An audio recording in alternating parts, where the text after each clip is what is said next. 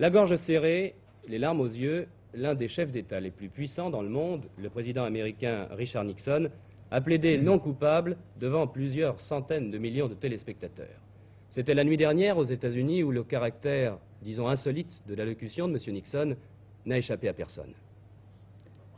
C'était un peu insolite en effet. D'entrée de jeu, pourtant, le président Nixon a semblé vouloir aller jusqu'au bout. Je veux vous parler du fond du cœur sur un sujet de profonde inquiétude pour chaque Américain, devait-il dire au début de cette intervention télévisée de 25 minutes. Et il a semblé ne rien dissimuler, qualifiant l'espionnage politique du Watergate d'action illégale et insensée. On pourrait résumer en disant que le président américain a plaidé coupable par ignorance ou par manque de vigilance.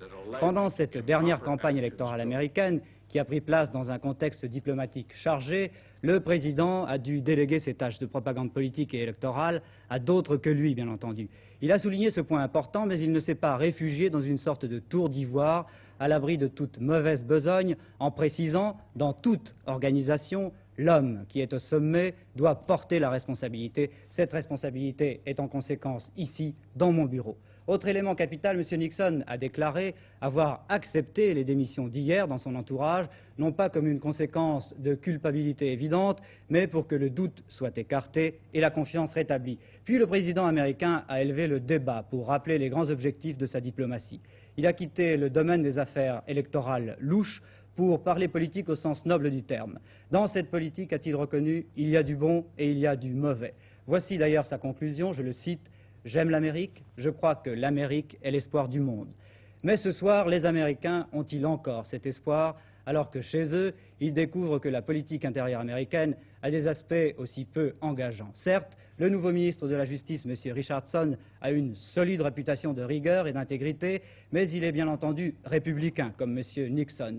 Certes, le président lui a donné pouvoir absolu pour faire toute la lumière sur cette affaire, y compris en désignant un procureur général spécial, mais l'opposition démocrate, quant à elle, exige la formation d'une commission d'enquête nationale. Les journaux rappellent que l'affaire du Watergate constitue la 7e crise de la carrière politique de Richard Nixon et sans doute la plus grave. Pour la petite histoire, notons que les touristes de Washington visitent depuis 2 jours le quartier du Watergate à bord de leurs autocars. Mais il y a plus inquiétant pour le président Nixon. 9% seulement de la population américaine estime que la Maison-Blanche a dit toute la vérité sur cette affaire. C'est le résultat du plus récent sondage d'opinion pratiqué aux États-Unis.